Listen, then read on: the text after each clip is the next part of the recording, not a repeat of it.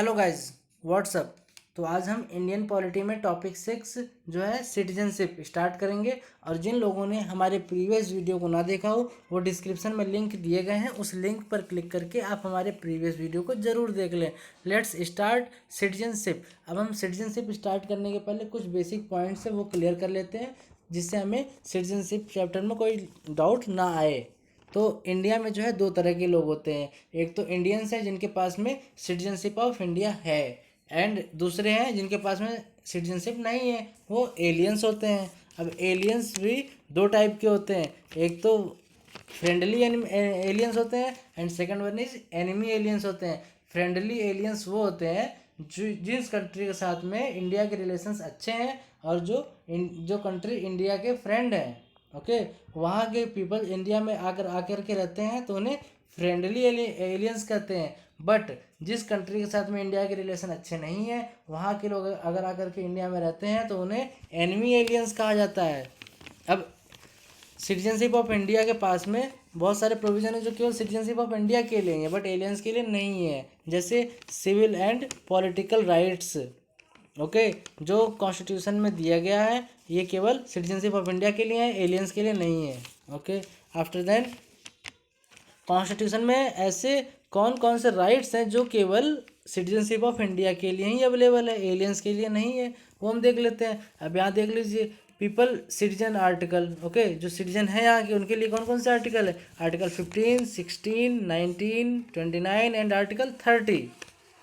अब ये आर्टिकल जो है वैसे तो फंडामेंटल राइट्स में अवेलेबल है बट सिटीजनशिप में इसकी बात की जा रही है, तो मैं यहाँ पे इसको बस बता दूंगा कौन कौन से आर्टिकल है, बट इसे डीप में डिस्कस करेंगे फंडामेंटल राइट्स में। ओके, तो आर्टिकल 15 जो है राइट अगेंस्ट डिस्क्रिमिनेशन है, and article 16 right to equality opportunity in matter of public employment, and article 16 freedom of speech and expression. ये जो फ्रीडम है टोटल 6 टाइप की है, बट इसे हम फंडामेंटल राइट्स चैप्टर में डीप में डिस्कस करेंगे। And article 29 and article 30, article 29 and 30 says that cultural and educational rights. Okay, और भी बहुत सारे प्रोविजन है जो केवल सिटीजनशिप ऑफ इंडिया के लिए ही अवेलेबल है, जैसे right to vote in election and in state legislature assembly, and next provision is right to contest for the membership. Membership की बात की जा रही है तो किसके मेंबर की बात की जा रही है, ये पार्लियामेंट एंड स्टेट लेजिस्लेचर के मेंबरशिप की बात की जा रही है यहाँ पे। And eligibility to hold certain public offices. अब यहाँ पे जो सर्टेन पब्लिक ऑफिसेस है ये केवल सिटीजनशिप ऑफ इंडिया के लिए हैं। कौन कौन से सर्टेन ऑफिसेस की बात की जा रही है, एक तो हो गया प्रेसिडेंट ऑफ इंडिया का office, vice president of India का office, supreme court and high court के जजेस, एंड गवर्नर ऑफ स्टेट का ऑफिस, अटॉर्नी जनरल का office, attorney general of India का office, and advocate general of state का office. ये सारे ऑफिस जो हैं केवल सिटीजनशिप ऑफ इंडिया ही जिसके पास रहेगा, जिसके पास सिटीजनशिप रहेगी इंडिया की, वही होल्ड कर सकता है, ना कि aliens. Okay, after then we can move towards article 5। Article 5 क्या कहता है, person domicile in India and fulfil 3 condition. एक तो पर्सन के पास में इंडिया का डोमिसाइल होना चाहिए और वो 3 कंडीशन को फुलफिल करना चाहिए। कौन कौन सा, first one is born in India, second one is either parents born in India, and third condition is if he has ordinary citizen before 5 year of date 26 January 1950, मतलब 26 जनवरी 1950 के पहले 5 साल वो यहाँ का ऑर्डिनरी रेजिडेंस किया हो, यहाँ पे 5 साल रहा हो। Okay, then article 5 is clear. After then we can move towards article 6। Article 6 is says that person migrated from Pakistan, जो लोग पाकिस्तान से माइग्रेट होकर के इंडिया में आए थे उनके लिए है आर्टिकल 6। अब इनके लिए भी कंडीशंस थी कुछ। फर्स्ट कंडीशन थी he migrated before 19 July 1948 and he is ordinary resident, and second condition is migrated on or after 19th July 1948 he can registered after 6 month begin as resident. Okay, after then we can move towards article 7।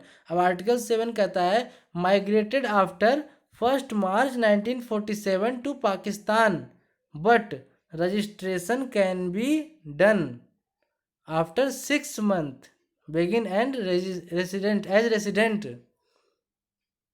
After the next article is article 8, one who's pregnant and he live outside can be the citizen of India, जो India का रहने वाला हो और बाहर रह रहा हो, उसकी बात की जा रही है आर्टिकल 8 में।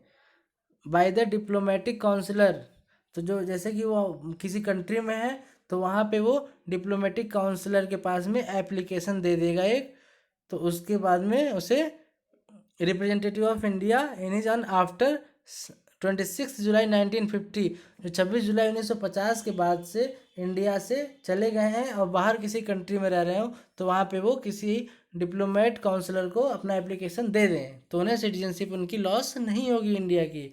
After then article 9, it will be taken if the acquire membership of foreign nation, अगर कोई ह्यूमन है इंडिया का वो अपना किसी फॉरेन कंट्री का सिटीजनशिप ले लिया है तो इंडिया की सिटीजनशिप उसकी लॉस हो जाएगी। After then we can move towards article 10 citizen parliamentary law. Article 10 में पार्लियामेंट्री लॉ को पार्लियामेंट को पावर दी जा रही लॉ बनाने के लिए। सिटीजनशिप की जो पावर है, सिटीजनशिप की जो प्रोविजंस है वो पार्लियामेंट के पास में पावर है बनाने के लिए उसको, ठीक है। And after then we can move towards article 11 parliamentary या termination of citizenship full authority. इसमें जो है टर्मिनेशन ऑफ टर्मिनेशन करने की, सिटीजनशिप को टर्मिनेशन करने की फुल अथॉरिटी दी जा रही है आर्टिकल 11 में। After then citizenship act 1955, 1957, 1960, 1985, 1986, 1992, 2003, 2005 and 2015, ये सब सिटीजनशिप एक्ट हैं। ओके तो इसमें से कुछ इम्पॉर्टेंट अमेंडमेंट हुए हैं। फर्दर अमेंडमेंट इन 1986, 2003, 2005, ये सब इसमें अमेंडमेंट हुए हैं। ओके अब यहाँ पे देख लेते हैं हम सिटीजनशिप के कई क्लासिफिकेशन किए गए हैं। First, by birth born in India on after 26 January 1950 but before 1 जुलाई 1987, 1987 के पहले और 1950 के बाद जो इंडिया में जन्म हुआ है उसकी बात की जा रही है। Respective of parents relationship, 1 July 1987 citizen if either his parent Indian. 1 जुलाई 1987 में सिटीजन जो थे यहाँ पे इंडिया के, उनके पास उनके पेरेंट्स इंडिया के होने चाहिए थे। After 3 December 2004 citizen if both are Indian. अब 2004 के बाद क्या रूल आ गया, 3 दिसंबर 2004 के बाद में, कि दोनों पेरेंट्स मतलब हस्बैंड वाइफ जो मम्मी पापा दोनों हैं किसी व्यक्ति के, वो दोनों इंडिया के होने चाहिए, तभी उसके पास में सिटीजनशिप मानी जाएगी इंडिया की। One is Indian and other is not illegal immigrants. अगर एक जो है इंडियंस है पेरेंट्स में से और एक जो है फॉरेन कंट्री का है तो उनको जो है इलीगल माना जाएगा। Child of foreign diplomat and enemy aliens not permitted. Bye decent, first हम लोगों ने क्लासिफिकेशन देखा था by birth and second one is by decent. Pakistan outside territory of India can apply if at the time of birth parents is a citizen of India. After 3 December 2004 outside should get registration with first year of allotted by government. Okay, by descent clear. After the next type is by registration. अब registration से जिसको इसको citizenship मिली है उसके क्या क्या provisions हैं, क्या क्या रूल हैं। 7 year residence, minor children whose parents are Indians. Okay, and a person who is married to a citizen of India, Indian origin who is ordinary in any country, ordinary resident resided in India about the period of 12 months immediately making application। अगर 12 महीने के अंदर में application नहीं दिया है तो फिर सिटीजनशिप उसको मिलना मुश्किल हो जाएगी। ऑर्डिनरी रेसिडेंट के बारे में ये बात हो रही है। ओके, बाय नेचुरलाइजेशन, तो बाय बर्थ देख लिया हमने, बाय डिसेंट देख लिया, बाय रजिस्ट्रेशन भी देख लिया, एंड अब देखते हैं बाय नेचुरलाइजेशन। ही या सी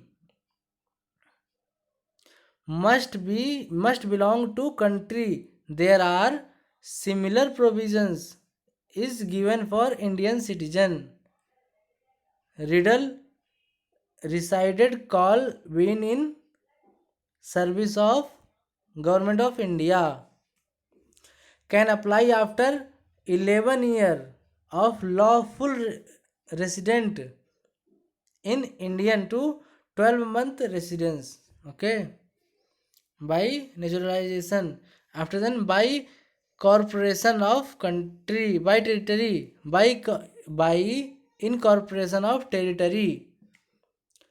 अब इसमें क्या क्या है प्रोविजंस वो देख लेते हैं हम लोग। लॉस ऑफ सिटीजनशिप, इसमें जो है सिटीजनशिप लॉस हो जाएगी।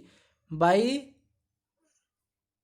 Reunion, voluntary surrender, by termination on getting other countries citizenship, अगर किसी और कंट्री की सिटीजनशिप ले लेते हैं तो भी यहाँ की सिटीजनशिप कैंसिल हो जाएगी, क्योंकि यहाँ पे ड्यूअल सिटीजनशिप नहीं चलती है इंडिया में।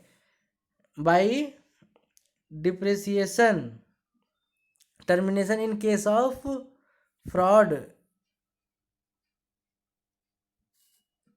Title present. ओके, अगर फ्रॉड टाइटल है किसी के पास में तो इन केस में भी उसकी जो है सिटीजनशिप कैंसिल कर दी जाएगी इंडिया में।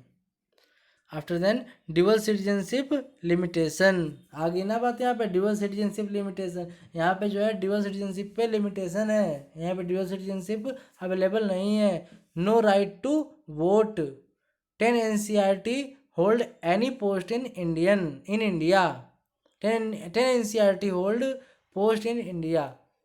Thank you so much for seeing my video. अगर आप लोग को हमारा वीडियो पसंद आए तो please like, subscribe and share करना ना भूलें। Thank you so much.